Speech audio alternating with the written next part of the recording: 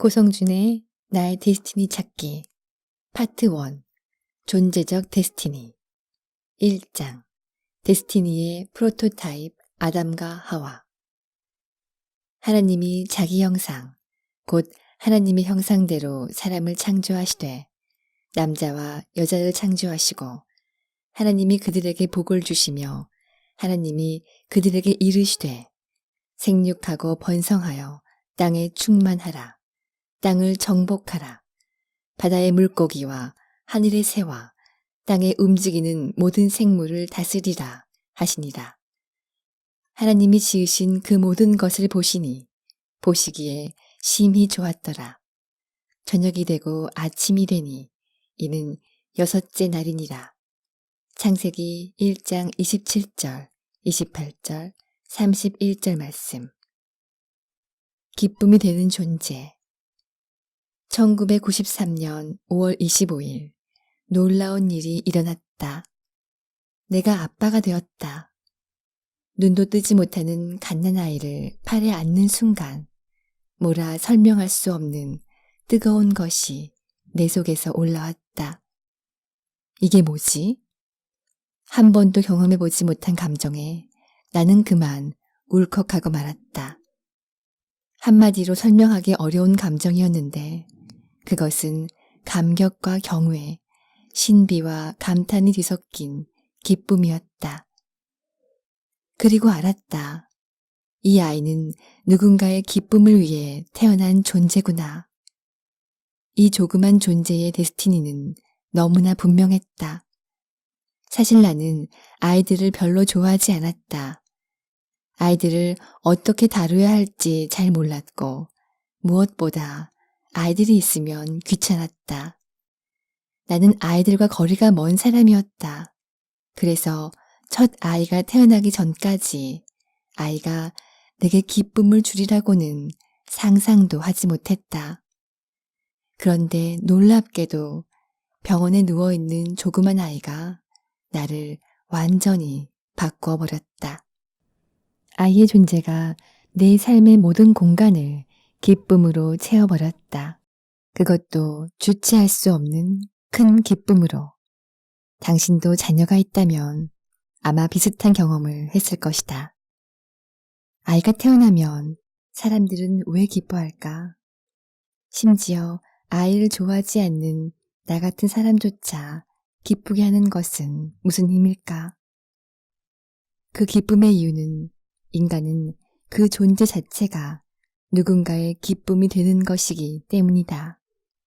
그렇다. 아담의 첫 번째 데스티니는 누군가의 기쁨이 되는 것이었다. 아담을 창조하시고 하나님께서 심히 좋아하셨다.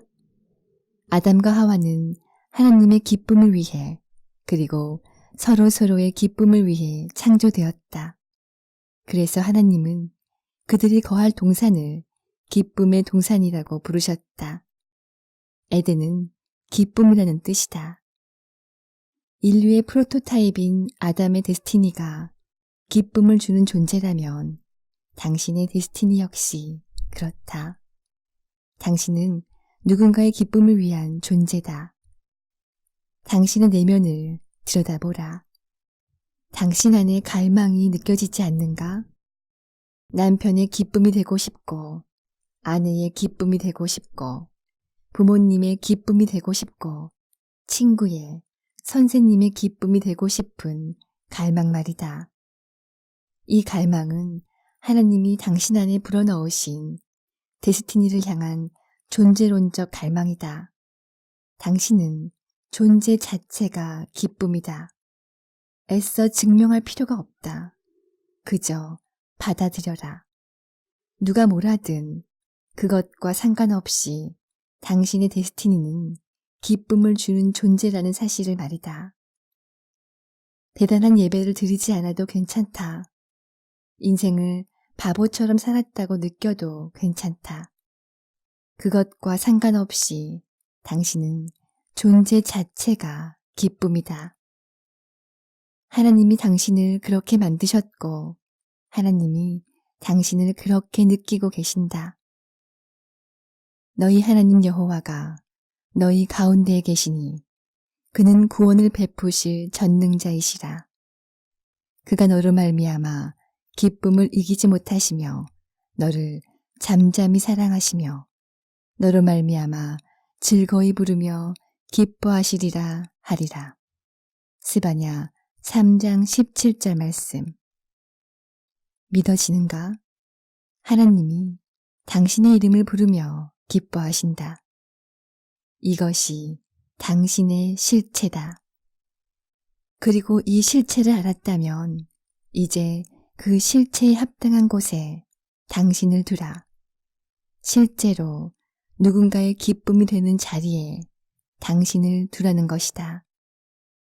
이전에 경험해보지 못한 행복을 경험하게 될 것이다.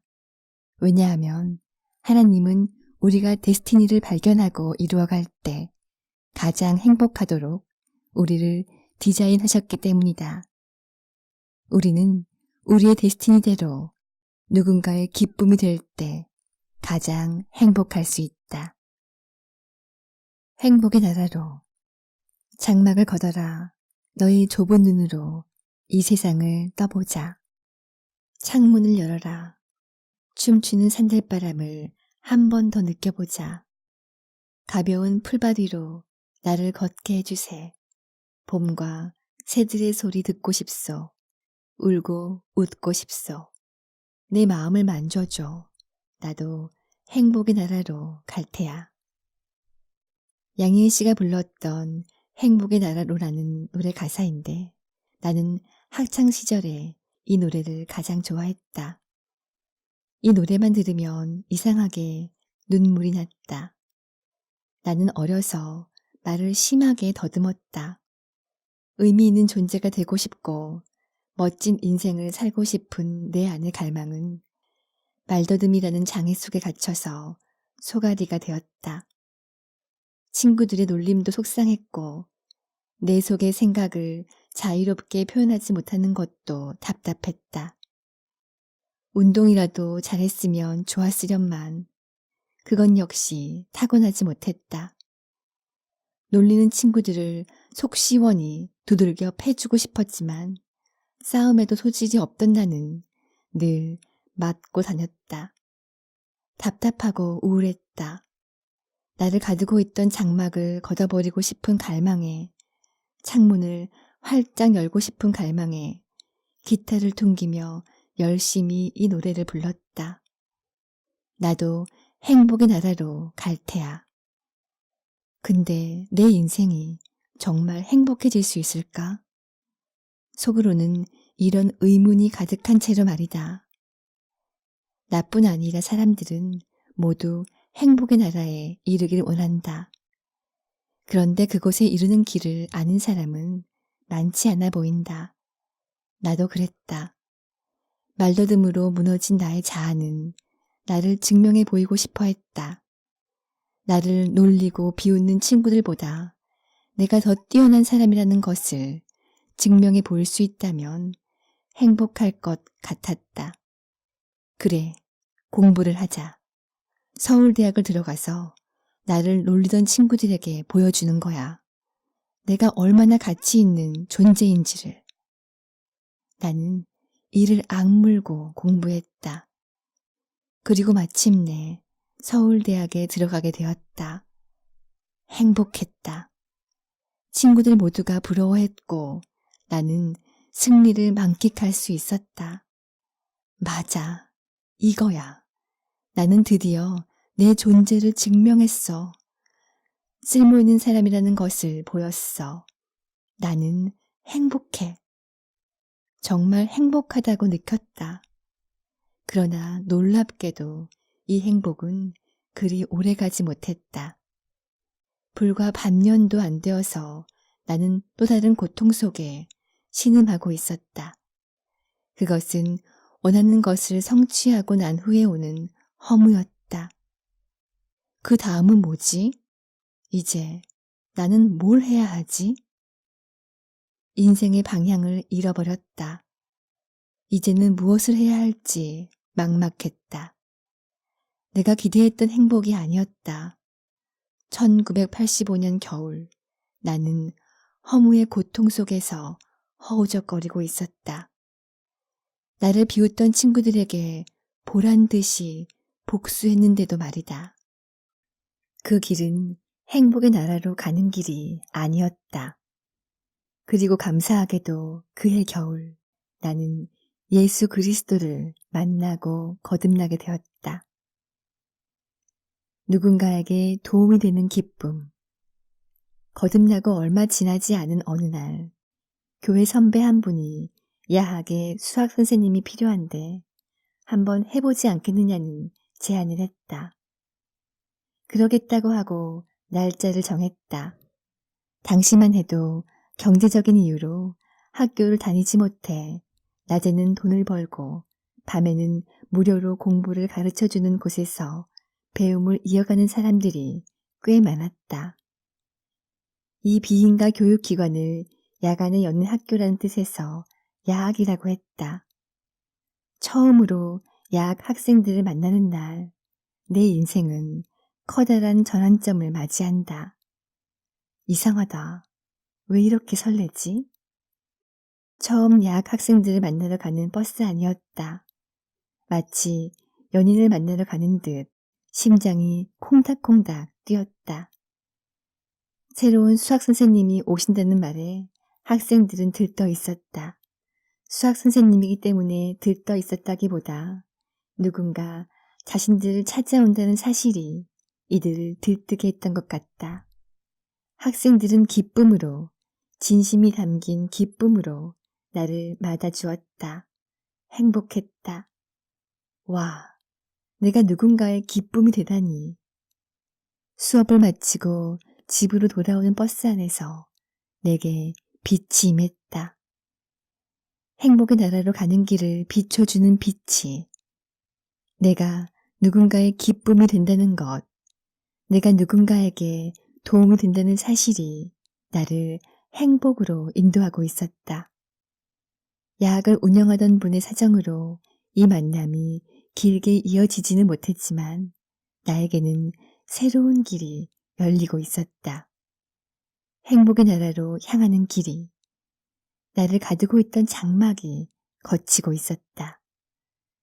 새로운 행복을 발견하고 주위를 둘러보니 내가 기쁨을 줄 수 있는 많은 기회들이 보였다. 국립맹화학교에서 수학 보조교사를 구한단다. 대부분의 맹학교 학생들은 장애로 인해 대학 진학 대신 기술을 배웠다. 그런데 그중 대학 진학을 원하는 학생들이 몇몇 있었다. 그들에게 수학을 가르쳐줄 선생님이 필요하다는 것이었다. 나는 당장 지원했고 처음 그들을 만나러 가는 버스에서 동일하게 심장이 뛰었다. 설렘과 기대, 그리고 예상한 대로 놀라운 기쁨이 거기 있었다. 감사하게도 이 기쁨은 대학 생활 내내 지속되었다. 새로운 기쁨은 계속되었다.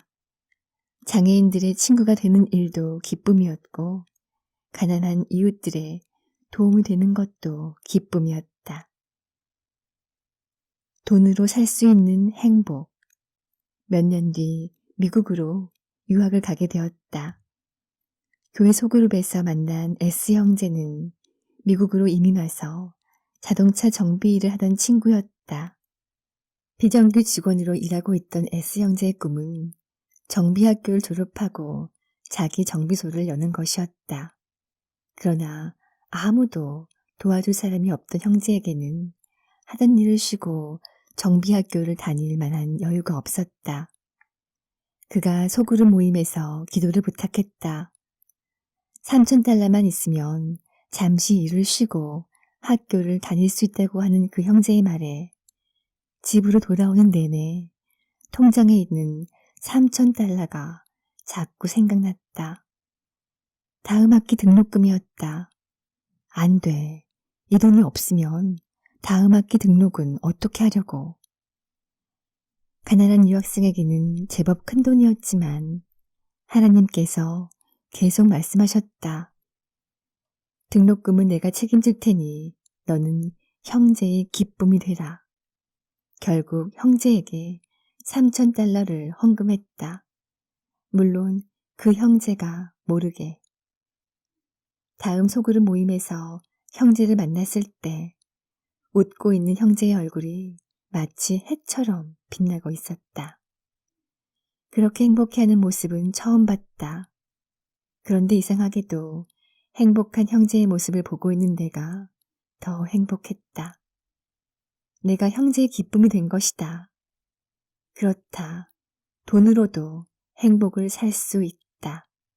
그 후 형제는 정비학교를 졸업하고 자기 정비소를 열게 되었고 헌금한 사람이 나였다는 사실도 알게 되었다. 나는 유학생활 동안 자동차 걱정 없이 살았다. 더욱이 1년 뒤에나 받을 수 있을 것으로 생각했던 조교 장학금을 미리 받게 되므로 등록금도 해결되었다. 당신도 행복을 원하는가? 그렇다면 살아. 당신의 돈으로 행복을 살 수 있다. 오 복된 데스티니. 행복은 데스티니와 깊이 연결되어 있다. 하나님께서 우리를 창조하실 때 데스티니가 이루어지면 행복하도록 그렇게 창조하셨기 때문이다. 그렇기 때문에 우리는 누군가의 기쁨이 될 때, 데스티니가 이루어질 때 행복하다. 무언가를 성취했을 때도 아니고 원수에게 통쾌하게 복수했을 때도 아니다. 누군가의 기쁨이 되었을 때, 바로 그때 우리는 가장 행복할 수 있다. 당신은 기쁨을 주는 존재이지 누군가에게 패배감을 주거나 상처를 주는 존재가 아니다. 그렇게 해서는 당신도 행복해질 수 없다. 그것이 당신의 데스티니가 아니기 때문이다.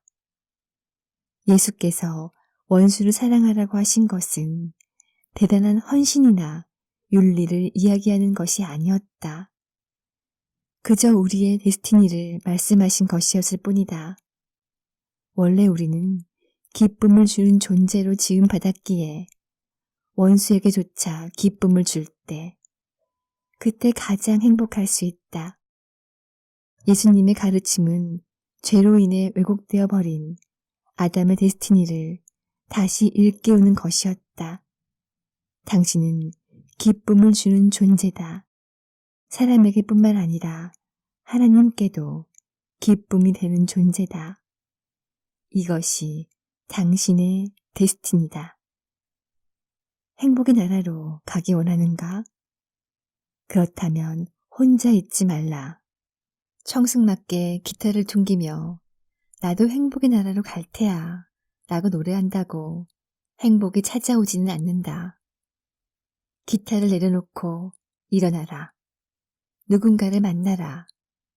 당신의 도움이 필요한 사람이든지 당신의 돈이 필요한 사람이든지 그리고 그를 축복하라. 진심으로 축복하라.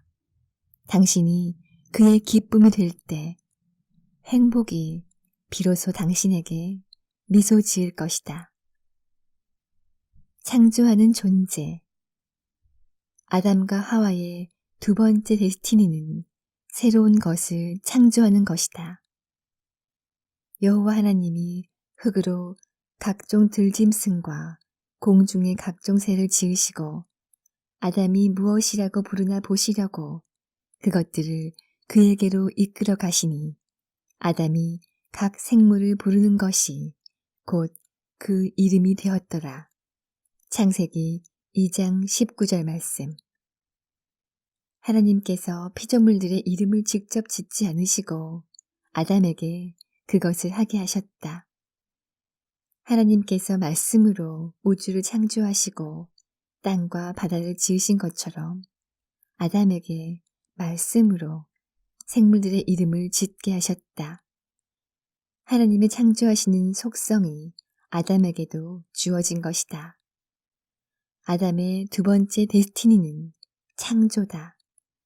아담의 인생은 다른 사람의 인생을 모방하거나 세상에서 규정한 삶을 기계처럼 반복하는 인생으로 설계되지 않았다. 아담의 데스티니는 아담 안에 불어넣으신 창조의 영으로 아담만의 유니크한 인생을 살아가는 것이었다. 오늘날 우리가 살고 있는 사회는 마치 공장에서 인생을 찍어내듯 획일적인 인생관을 강요한다. 의사나 법관이 되는 것이 모든 사람에게 적용되는 최고의 인생이며 명문대학을 나오는 것이 모든 사람의 행복을 보장하는 열쇠라고 믿는다. 이 규격품 인생에 우리에게 주신 창조의 데스티니가 발휘될 여지는 없다. 하느님이 아담에게 그리고 당신에게 주신 데스티니는 공장에서 찍어내듯 규격화된 인생을 모방하는 것이 아니다. 하나님이 주신 창조의 영으로 비규격 인생을 살라. 하나님 안에서 창조의 데스티니가 발휘되었을 때 사람들은 위대한 인생을 살았다. 에디슨은 어려서 바보라고 놀림을 받았지만 그의 데스티니인 창조성이 발휘되었을 때 위대한 발명가가 되었다. 위대한 과학자였던 뉴턴도 케플러도 하나님을 알았던 사람들이다. 위대한 예술가였던 단테도 핸델도 모두 하나님 안에서 자신들의 데스티니인 창조적 능력이 발휘되었던 사람들이다. 나는 우리 자녀들도 그런 하나님의 사람들이 되었으면 좋겠다. 공장에서 찍어낸 규격품 인생들이 아니라 하나님이 주신 창조의 데스티니가 그 안에서 발휘되는 사람들 말이다. 뛰어난 예술가가 나오길 기도하고 아무도 생각하지 못했던 창의적인 아이디어로 사업하는 사업가들이 나오길 기도한다. 위대한 과학자와 정치인이 나오길 기도한다. 이것이 하나님이 아담과 하와에게 주셨던 두 번째 데스티니다. 다스리는 존재. 아담과 하와의 세 번째 데스티니는 다스리는 것이었다. 하나님이 그들에게 복을 주시며 하나님이 그들에게 이르시되 생육하고 번성하여 땅에 충만하라. 땅을 정복하라. 바다의 물고기와 하늘의 새와 땅에 움직이는 모든 생물을 다스리라 하시니라.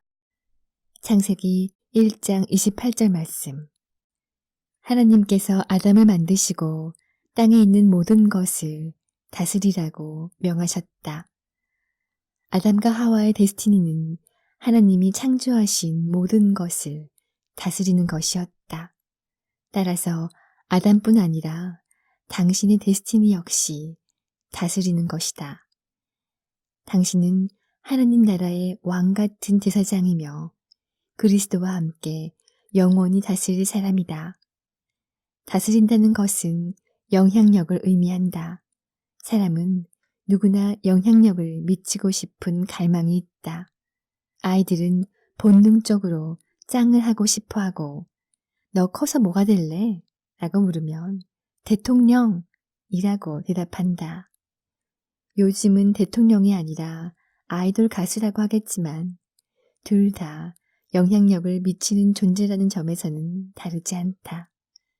바로 하나님이 아담 안에 심어놓으신 데스티니를 향한 갈망이다. 아담과 하와의 데스티니는 하나님이 창조하신 모든 것을 선하게 다스리는 것이었다. 그리고 그것은 당신의 데스티니이기도 하다.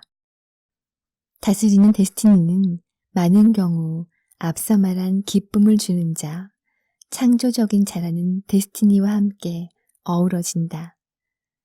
하나님이 주신 창조의 능력을 발휘할 때 그것은 선한 영향력으로 이어지게 되며 이 선한 영향력이 사람들에게 기쁨을 준다. 아담의 다스리는 데스티니는 흔히 생각하는 세상의 통치와는 다르다. 예수께서는 이렇게 말씀하셨다. 예수께서 불러다가 이르시되 이방인의 집권자들이 그들을 임의로 주관하고 그 고관들이 그들에게 권세를 부리는 줄을 너희가 알거니와 너희 중에는 그렇지 않을지니 너희 중에 누구든지 크고자 하는 자는 너희를 섬기는 자가 되고 너희 중에 누구든지 으뜸이 되고자 하는 자는 모든 사람의 종이 되어야 하리라. 인자가 온 것은 섬김을 받으려 함이 아니라 도리어 섬기려 하고 자기 목숨을 많은 사람의 대속물로 주려 함이니라. 마가복음 10장 42절에서 45절 말씀. 흔히 세상에서 볼 수 있는 약하고 가난한 자들을 억압하고 마음대로 조종하는 다스림은 참된 다스림이 아니다. 그런 다스림은 사람들에게 기쁨을 주는 것이 아니라 고통과 원통함을 준다. 참된 다스림이란 사람들에게 기쁨을 주고 생명을 주는 다스림이다. 그러기 위해 기꺼이 모든 사람의 종이 되고 모든 사람을 섬기는 자가 되는 것이다.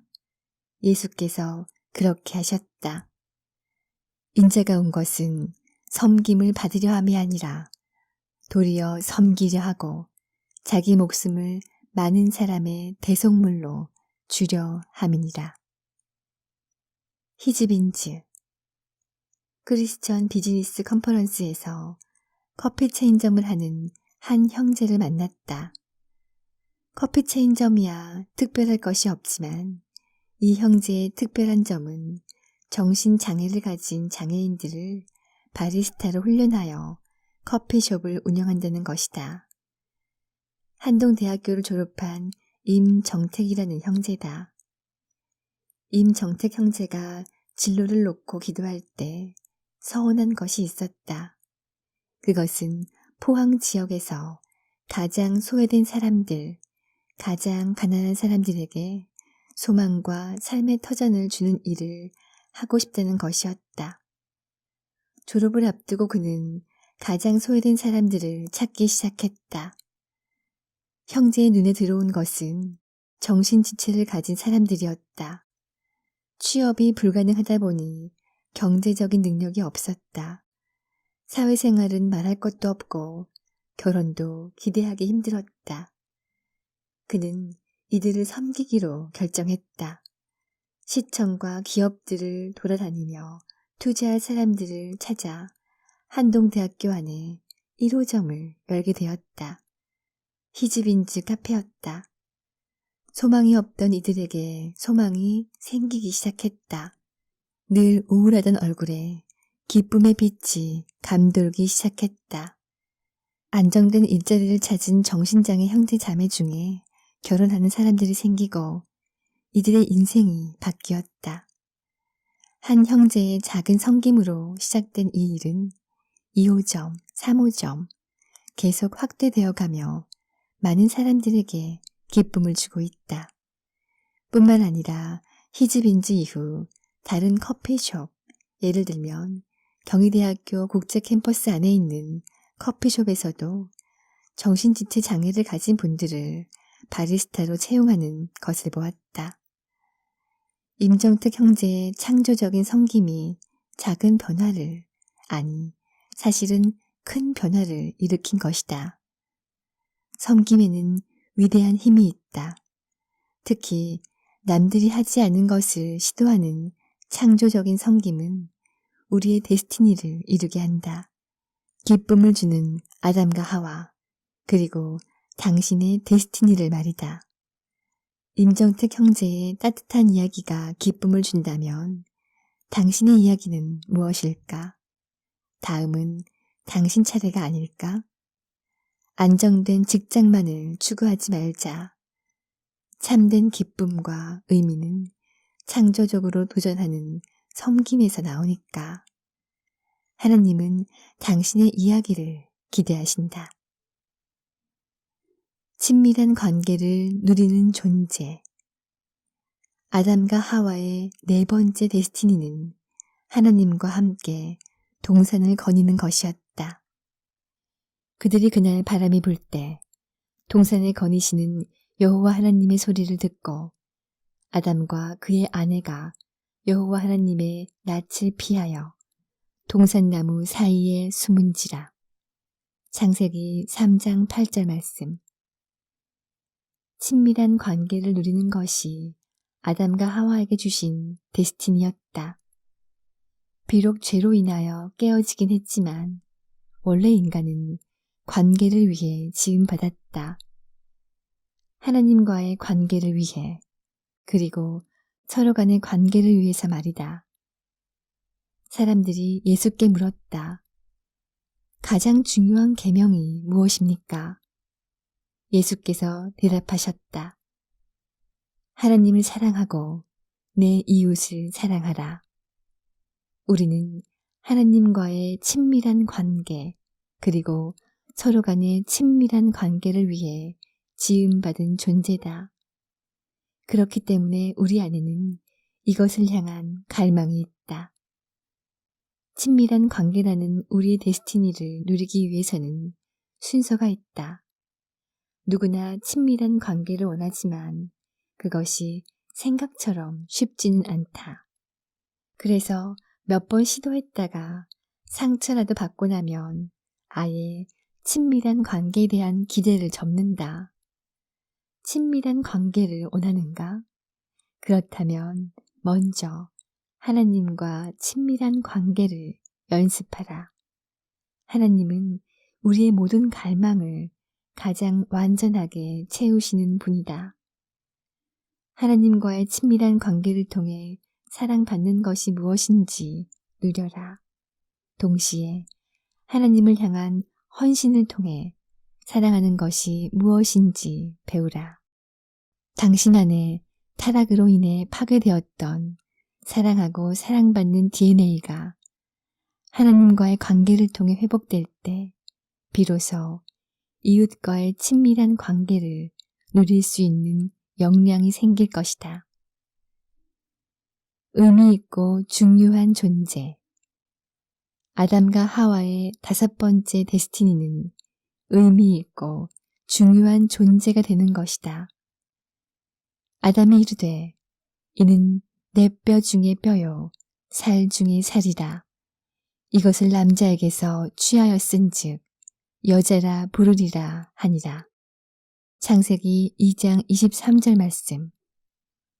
하와는 창조되자마자 아담에게 가장 의미 있고 중요한 존재가 되었다. 아담은 하와를 뼈 중에 뼈요 살 중에 살이라 불렀다. 이것이 아담과 하와의 데스티니였다. 그들은 의미 있고 중요한 존재였다. 하나님께도 서로에게도. 잊을 수 없는 결혼식. 몇 해 전 한 10대 소년 A가 우리 교회에 나오기 시작했다. 고아원에서 자란 A는 독립할 나이가 되어 주유소, 편의점 등에서 알바를 하며 살고 있었다. 한동안 교회에 나오던 A는 어느 날 서울에 일거리가 생겼다며 떠났다. 그리고 몇 해 뒤 여자친구와 함께 다시 나타났다. 그 여자친구는 아이를 임신한 상태였다. 여자친구가 자란 환경도 A와 크게 다르지 않았다. 집에 있을 수 없어 가출을 했고 거리에서 힘들게 살았다. 두 사람의 이야기를 모으면 인간극장 몇 편은 나올 것 같았다. A는 아이를 낳아 행복한 가정을 이루고 싶어 했다. 태어날 아이가 자기처럼 파괴된 가정에서 자라게 하고 싶지 않았다. 그러나 돈도 직장도 머물 집도 아무것도 없던 A에게 결혼식은 사치에 불과했다. 가족이 함께 살 방 하나도 구하기 어려웠다. 그냥 혼인신고를 하고 대충 살 방 하나를 구해보겠노라 했다. 마음에 걸렸다. 결혼을 하고 아이도 낳는데 아무런 축복도 받지 못하다니 이건 아니었다. A도 그의 여자친구도 하나님의 형상으로 지음받은 존귀한 존재이며 축복받을 권리가 있는 존재이다. 이것이 그들의 데스티니가 아닌가. 정말로 알려주고 싶었다. 그들을 향한 하나님의 계획을, 그들이 소중하고 의미 있는 존재이며 축복받은 존재라는 사실을 교회 중직들에게 이야기했다. 우리가 결혼식을 올려줍시다. 검소하게 신혼여행도 갈 수 있게 해주고 작은 집도 구해줍시다. 하나님의 형상으로 지음받은 존재 자체가 중요한 사람들 아닙니까? 많은 교회 분들이 동참해 주었다. 생각보다 많은 헌금이 모였고 교회에서 성대하지는 않아도 의미 있는 결혼식을 올렸다. 가족, 친구, 아무도 참석할 사람이 없었지만 결혼식이 시작되자 사람들이 하나둘 모이기 시작했다. 이 아이들을 축복하고 싶은 교회 형제 자매들이었다.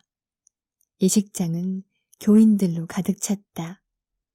주례를 시작했다. 두 사람은 존귀한 존재입니다. 목이 메고 눈시울이 뜨거워졌다. 나도 울고 신랑도 울고 교인들도 모두 울고 있었다. 교회 안에 성령님의 임재가 가득했다. 너는 존귀한 존재란다. 하나님이 말씀하고 계셨다. 세상에 존귀하지 않은 사람은 없다. 축복받지 않아도 되는 사람은 없다. 모든 사람의 데스티니는 존귀하고 중요한 존재가 되는 것이다. 결혼 후 A는 여전히 힘든 시간을 보내고 있다. 아직 넘어야 할 산이 여럿이다. 그러나 이 모든 상황에도 불구하고 변치 않는 하나의 진리가 있다. 그것은 A도 그의 어린 아내도 모두 하나님 앞에 존귀하고 중요한 존재라는 사실이다. A와 그의 아내가 이 사실을 잊지 말고 기억했으면 좋겠다. 그리고 이 글을 읽고 있는 당신도.